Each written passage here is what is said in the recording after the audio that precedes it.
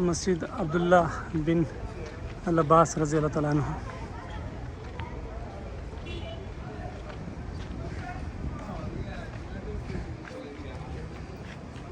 یہ عالم اسلام کی قدیم ترین لائبریریوں میں سے ایک ہے۔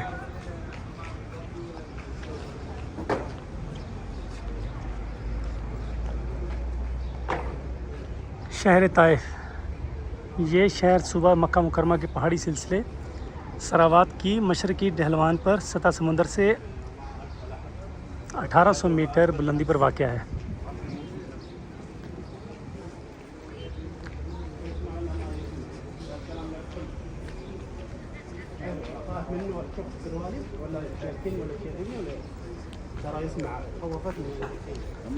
جاوید ہاشمی بھائی گروپ کو بتا رہے ہیں۔ اس وقت انہوں نے کہا کہ آپ بے شک اللہ کے نبی اور وہ اسلام لے کے گواہی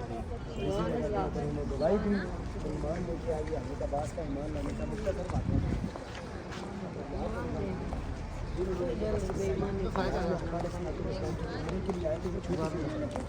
جہاں بھی آپ جائیں گے آج اس کو کہتے ہیں تمت مناظر، یہ اس سے واپسی کے اوپر واپسی بھی آتا ہے جو جس جگہ پہ انہوں نے کہا تھا۔ تو پھر آقا علیہ الصلوۃ والسلام یہاں سے لے کے جب گئے اور جا کے انہوں نے اس مقام کے مقام پہ سے احرام باندھا اور جا کے حضرت عباس یہاں پہ یہ جو مسجد، اس کے بعد حیات کے بعد یہ مسجد بنی، یہ بڑی، اس کے بعد حضرت عباس کے عبداللہ کے بعد بھی بنی، وہ چھوٹی مسجد تھی جو کہ بہت عرصے تک یہ چلتی رہی۔ پھر اس کی جگہ جب کم ہو گئی تو یہ مسجد انہوں نے بڑی بنائی اور اس کو لائبریری میں تبدیل کر دیا، ٹھیک ہے۔ اور اس مقام کے اوپر آپ کو جس جگہ پہ کھڑے ہیں الحمدللہ، یہ آپ اگر ادھر دیکھیں منہ سارے ادھر کر لیں، یہ حضرت عباس رضی اللہ تعالیٰ عنہ جو حضور علیہ الصلوۃ والسلام کے چچا مبارک ہیں، اور عبداللہ حضرت عباس کے بیٹا ہیں جو آقا علیہ الصلوۃ والسلام کے چچا زاد بھائی ہیں۔ تو یہ ان کے نام پہ یہ مکتب بنا اب، اور یہ مسجد بھی ان کے نام پہ ہے۔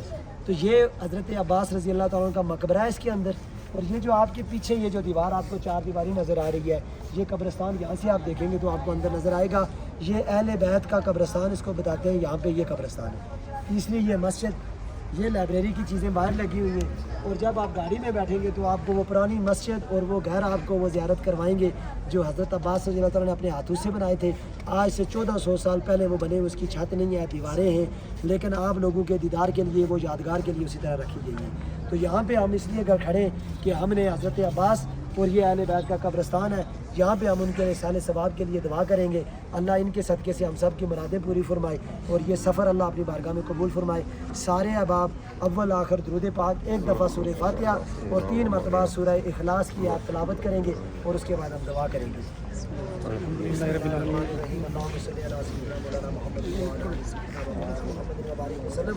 بسم اللہ الرحمن الرحیم، الحمد للہ رب العالمین، الرحمن الرحیم، مالک یوم الدین، ایاک نعبد و ایاک نستعین، اہدنا الصراط المستقیم، صراط الذین انعمت علیہم غیر المغضوب علیہم ولا الضالین، آمین۔ بسم اللہ الرحمن الرحیم، قل هو اللہ احد اللہ الصمد لم یلد ولم یولد ولم یکن له کفوا احد۔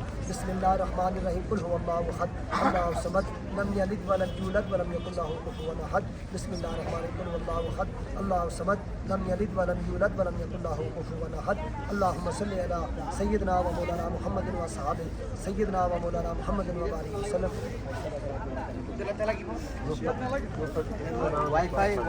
رب العالمین، یہ تیرے گناہ گار بندے اللہ، مجھ گناہ گار کے ساتھ طائف کی سرزمین میں جہاں پہ آقا علیہ الصلوۃ والسلام نے پتھر کھا کے اس امت کے لیے دعائیں کی، آج ہم نے پیارے آقا کے پیارے چاچا حضرت عباس رضی اللہ تعالیٰ عنہ اور یا اللہ یہ جو شہداء اہل بیت کا قبرستان ہے، یا اللہ اس کے دامن میں حاضری کا اللہ تو نے ہمیں شرف حاصل فرمایا، اللہ ہماری با ادب حاضری اپنی بارگاہ میں قبول فرما۔